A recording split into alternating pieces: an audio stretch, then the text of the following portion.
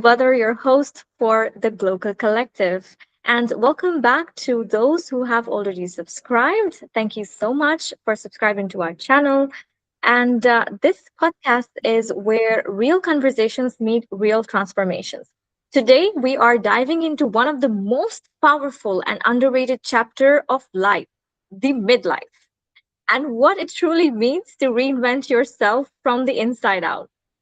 And who could be the better person at the moment to tell us and teach us and educate us about all of this? My guest for today, Kala Shekhar, a wellness advocate, coach, and the voice behind Wellness with Kala. She has dedicated her work to helping people reconnect with their health, their identity, and their purpose. And she's been doing it for 10 years now. So I'm really excited to learn a little bit more about that. And yeah, welcome to the show, Kala. How are you doing? How are Thank you. you feeling? Thank you so much. It's such a pleasure to be on your podcast. And it's such a pleasure to be talking about midlife and my podcast Fab at 50, where it's not an end of the road, but it's the beginning of the second chapter of your life. Absolutely. I love that thinking, that mindset, it shifts. It's the change. It's what you're bringing to people's life. Yeah, Fab at 50. Yes, I think you can be a fab at 50. you can. You're young. Age doesn't define you. No, it doesn't at all. No, it doesn't at all. Tell us more about it. What was the moment that made you feel or say that I need to change something? And how did that lead you to wellness? Okay. I wouldn't say it was one dramatic moment where I woke up one day and said, wow, I'm going to start Wellness with Kala and Fab at 50. I think it was more of a quiet realization. Like, as I went into my 40s, I started realizing, I felt stiff in my joints. There's always a low energy, a sort of a subtle disconnect with my body. And Yeah. because I was ill or I was sick or anything, I just felt I'm not fully alive, both physically and mentally. This is the age where your whatever was your first career, it starts to wane in your 40s and 50s. Mhm. Possibly your company doesn't need you anymore. They prefer younger people than the one in your 40s and 50s. Your kids start to leave home. You start to become an empty nester. So you're not fully alive. You start to look at all these things that are leaving you. And that's when I understood that, what, if I don't do something about myself now, I'm never going to do it. And wellness is not a luxury. It's not something you go on a fancy retreat and treat yourself. Oh yeah, 15 days I did a wellness retreat, I'm well. No, wellness is actually a responsibility that you owe to yourself and to your family. So that's what left, it caused a shift in me. It led me to yoga. And yoga, not just as an exercise, I wasn't even looking at, standing on my head or standing upside down. That wasn't the purpose at all. I just wanted to go into yoga for the true purpose of what yoga is. That's a whole other topic, how yoga is Yeah. completely different from what it I mean, is it meant. does transform you. It again, we were speaking about the mindset as well. It does transform you, and I can totally relate to with you because whenever I stop doing yoga, I am not a Mhm. very gym enthusiast or jumping around and no, not at all in those Yeah, activities. But yoga is something that really calms you down, yeah. and wellness comes into different shapes and forms as well. It doesn't really have to be so much physical input that you have to give it to it, but it's good for your body, it's good for your mind, it's good for your soul. So anything that makes you feel good, I Mhm. believe, it can be categorized as wellness.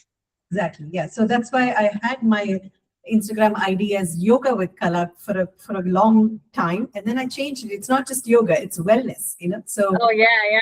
Wellness with Kala was born. I think you have done such an amazing job, and continue what you're doing.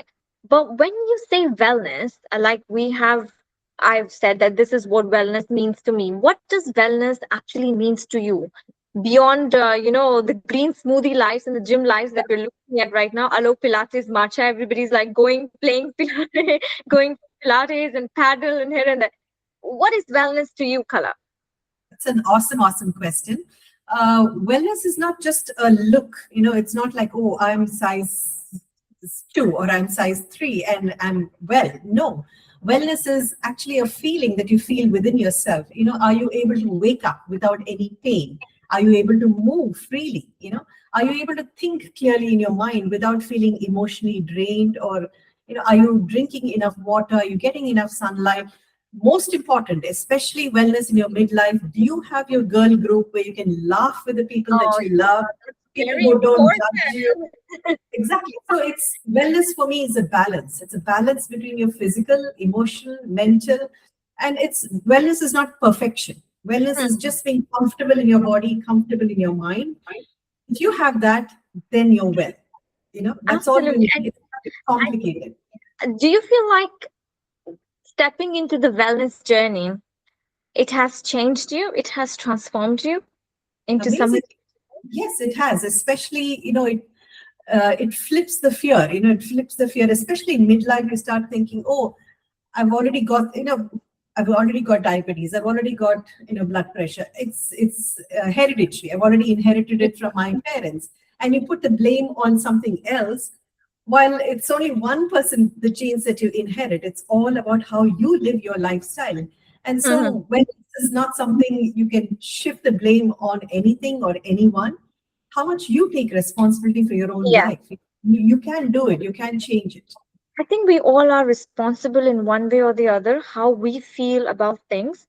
Mhm. We focus on so much being influenced by others, but we forget about controlling the things that Exactly. is within our control. We always look to control things which is beyond our control, and we're always so influenced by our surroundings that we forget to live in a moment, in the Right. present moment where we are, what we have, little bit gratitude, and with a little bit of gratitude. And I think it's really important to be present in order to be well.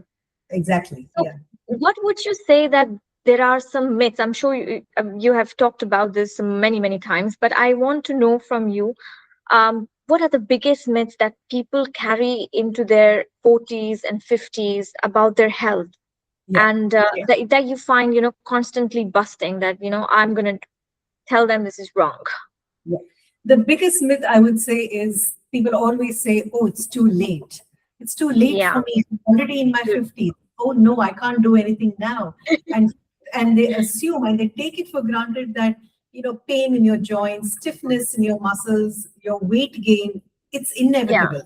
I'm 50. This is how I should look. But it's not. The body is incredibly adaptable. And at any age, you can change your body. And I'm not saying you need to get back to your body that you had in your 20s and 30s. Yeah. And another big myth is like, oh, I have to do intense workout. I can't do so much of workout. I have to starve myself. I shouldn't be eating. I Oh should yeah. constantly. Wrong. Everything is wrong. In reality, simple movement, but consistent movement. Just keep Yeah. moving every single day. Mobility matters so much.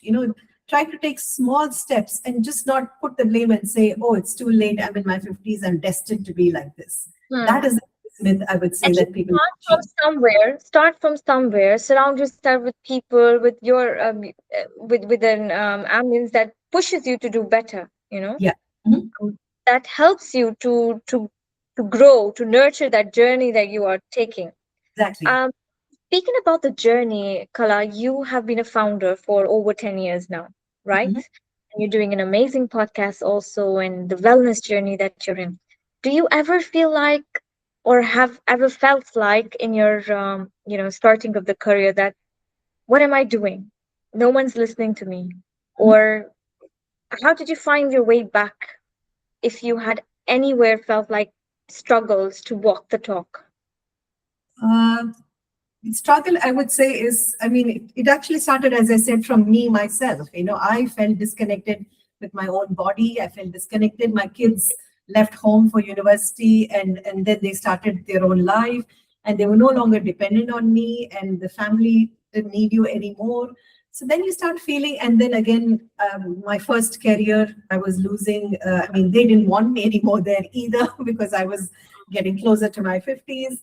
I mean, I do understand where they come from. They probably needed younger people. So everywhere, sometimes you get hit in the same time Yeah. everywhere.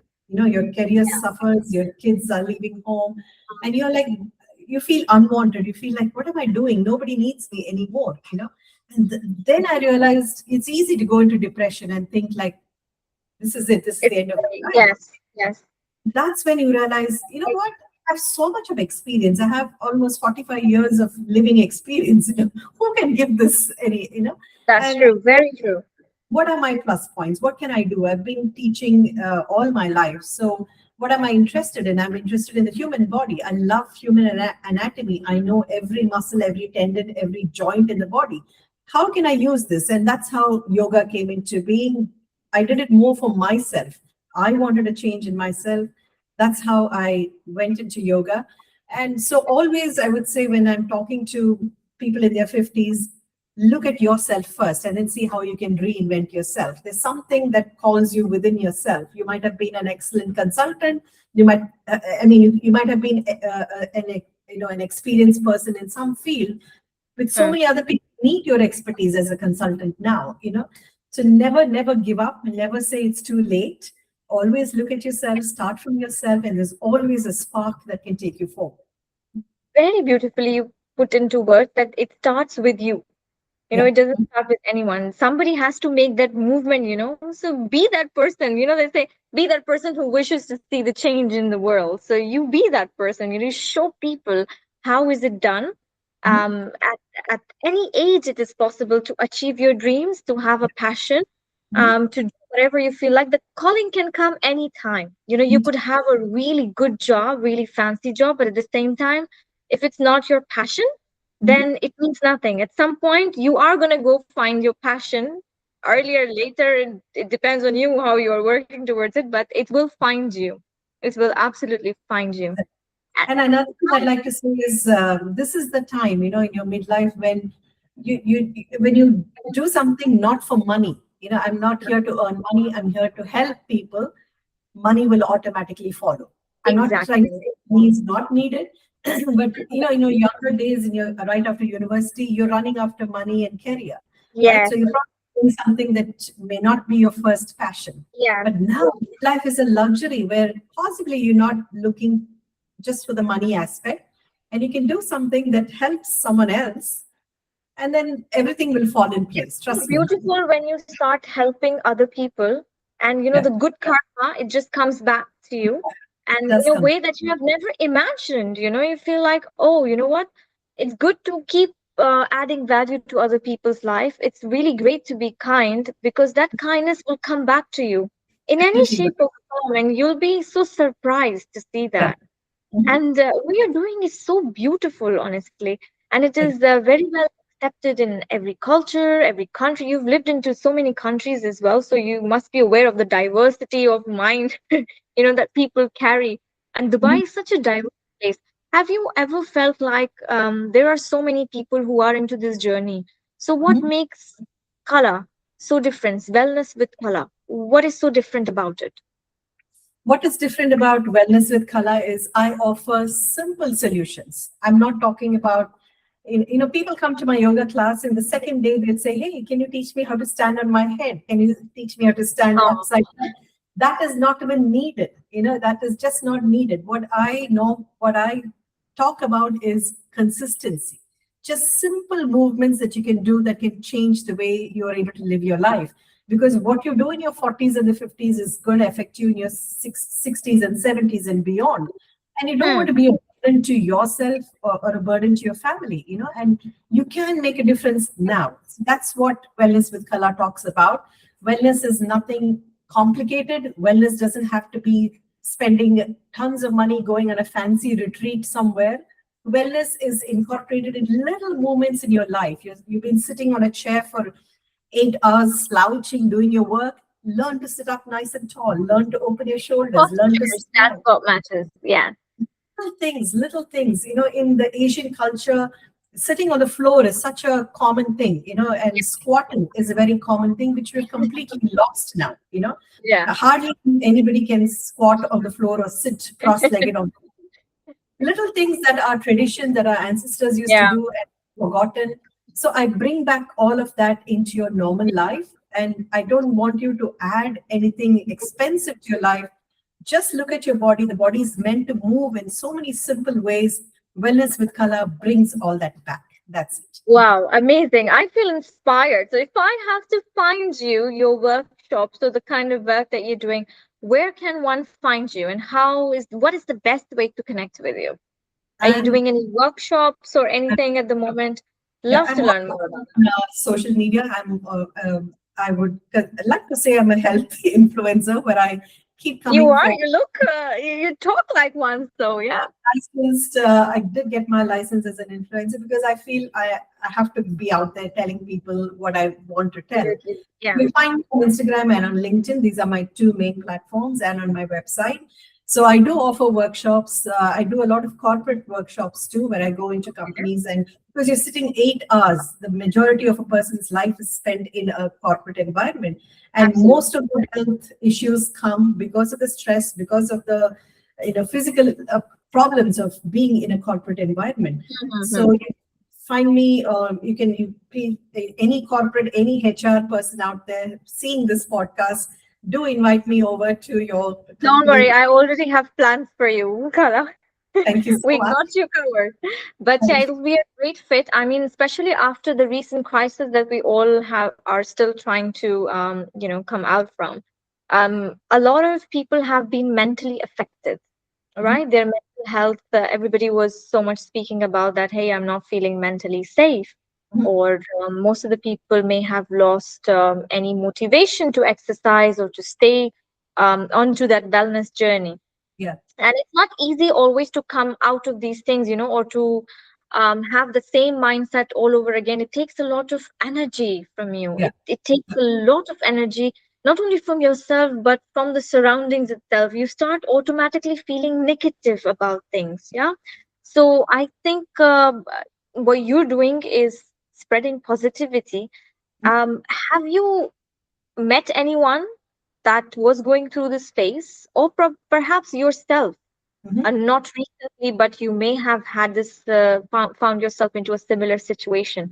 How did you manage to navigate that conversation and come out of it? So this recent situation of this war and all of it, as I meet so many people in my daily life, I was amazed to see how different people digested the same information differently. There was one group of people who would read every bit of news and start visualizing the worst scenario. Oh gosh, that can happen, this can happen. And there was another group that was sensible, read as much news as they needed to read, and said, you know what, I'm aware, but I'm not going to be bothered. And a third group that was like, nothing is going to happen, absolutely like chilled out. So I was very intrigued looking at people and thinking, wow, Which group did you fall into? Which one I influenced you the most? was in the middle group, but I am an avid politics reader. I love reading about world Okay. politics, especially because I've lived in 8 countries around the world.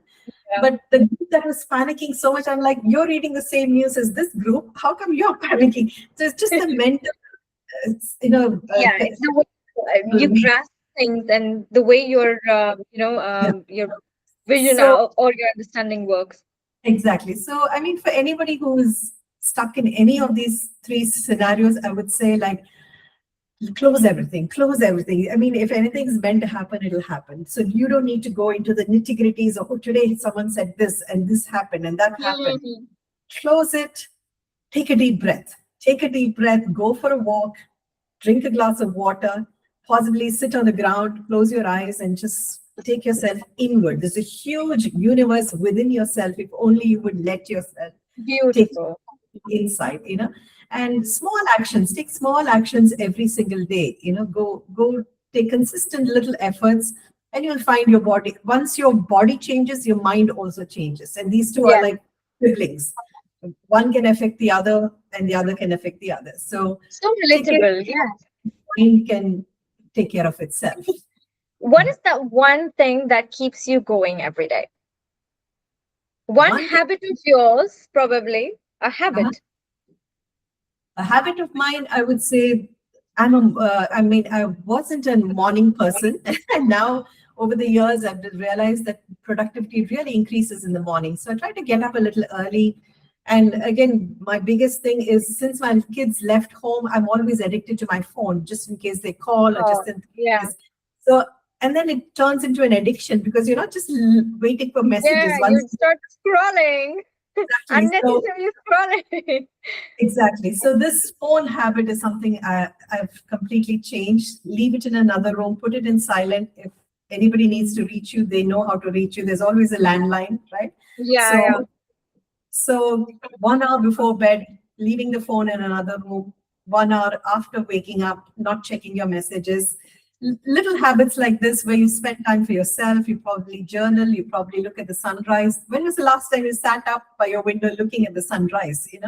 Just you and Absolutely. yourself, not filming it and posting it. Just being in the moment and, being present with a nice cup of tea or coffee, just watching the sunrise. I remember when you spoke about sunrise when I was young and, living back in my home country, I'd wake up very early to just catch that white light of the sunrise, and I'd go up to my roof and my mom was like, "Why are you doing this?" I said, "Mama, I don't know why. I just feel nice. I want to see that white light right before the sun rises." And then I'd sit there and write my poems over there. I wanted to be a writer when I was young. So and a poet also. So I was like, okay, I'm gonna write some poems.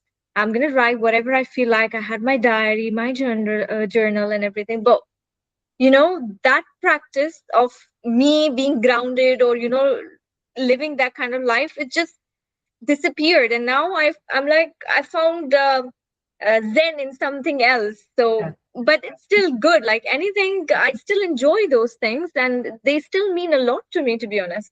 it And does. yes, people should wake up, like you said, to watch sunrises, sunsets as well. These things brings you closer to nature, Yeah, it and does. it gives you really good. Go ahead. Exactly. Just another piece of advice for anybody listening, like everybody talks about 10,000 steps to do every day. Yeah. I can tell from personal experience, I found myself by 7 p.m. I was like, whoa, I've just done 1,000 steps. I've been sitting in my desk all day and I would scramble and I can't do 10,000 steps. It's not that you have so much time every day. Yeah. So, a little habit, since you asked how I changed, is I break up my steps. I wake up in the morning, go for a little stroll, just a little stroll around your building or Mhm. around the community. Already 1,000, 2,000 steps are done. So I'm breaking it up into little pieces. By the time I'm 6 o'clock, I've already done my 10,000 steps. Whoa. That is one big habit. When you asked, I just came to my mind. That is something I really That's really changed. good. Yeah, that's really good. Especially early morning walks, it wakes you up, It Exactly. makes your brain Yeah. to work in a very different way. You feel very productive, You do. like you have Finish it never felt it before. morning and you're done. You don't need Yeah, to wait. yeah. You don't need to feel guilty all day. So things that you want to do it in the morning. Finish it Do off. it, do it. Do it. Just find any reason to do it. Like there are many reasons to give up a lot of things, and a lot of things you will find negativity. But one thing that will keep you grounded, positive, and keep you moving, Yeah. go with that reason, right? Exactly. Yeah. Kala, if someone is listening to us right now and is feeling stuck, invisible, or like their best years are behind them, Yeah. No. what's the very first step you'd give them today? Any advice? Very first step is start. Start. Start There you small, but start. Whatever you've been thinking in your mind, don't put it away for Monday morning. Start now, not tomorrow. Start now, start today. Whatever is that small step that you want to take. So I do consult some small businesses, and just yesterday I was consulting with a young lady who wants to be a nutritionist. I said, go now. After this call, go now and open a LinkedIn account. If you don't have a LinkedIn, Wow, absolutely. I 100% agree with you. small things doesn't mean anything grand. A little thing is opening an Instagram account or opening a Yeah. LinkedIn, whatever it is. Take that Take little a walk. step. Yeah. Yeah. If you've never exercised and you're in your midlife, you're like, I can't exercise anymore. I've got knee pain, I've got joint pain. Take that 10-minute walk, just a five, Yeah. 10-minute walk. Start. You've started. If you are not used to, moving your joints, see if you can sit on the floor a little cross-legged, even if it's for 2 seconds. You have to Mhm. start small. So action creates momentum, and momentum, it creates that belief that you can actually do something for yourself. Yeah. So one piece of advice to anybody listening: start small and be consistent. That's it. And it doesn't have to be perfect. Yeah, Okay, you can take one step at a time and yeah, enjoy the process, enjoy the journey. yeah. And You can care about the results later on, but I think in the journey it will make you a very different person. You will love yourself, you will enjoy the beauty of the process, so just go for it, right? you don't need to feel ready. I don't have the Yeah, qualification. You don't need to feel ready. You just need to begin, and everything will fall in place. Trust me. I think we're never ready for anything, especially when we say that we are ready, we're never ready for it. It's just we just have to take the plunge and then just go for it, take risks. Yeah. I'm absolutely enjoying this conversation, and I feel like we need to have this again for a Huh? very, very long time. And thank you so much for being here and, giving us all these golden nuggets of these advices and what you're doing with wellness with Kala. It's beautiful. Thank you. So, Thank you to so much. everyone, you're most welcome. To everyone who's listening, this conversation is a proof that reinvention doesn't have a deadline, Mhm. like very well said by Kala, and she's a living proof of that. And that wellness is less about perfection, what we have just spoken, and more about coming home to yourself. Mhm. Thank you, Kala, once again for being so open, so real, and genuinely inspiring. Thank For you so much. everyone listening, find the Glocal Collective and Wellness with Kala. Her mentions are just there. So, and keep following us everywhere because your next chapter, we never know where it's going to lead you. So, be present in the moment, and I will see you in the next episode.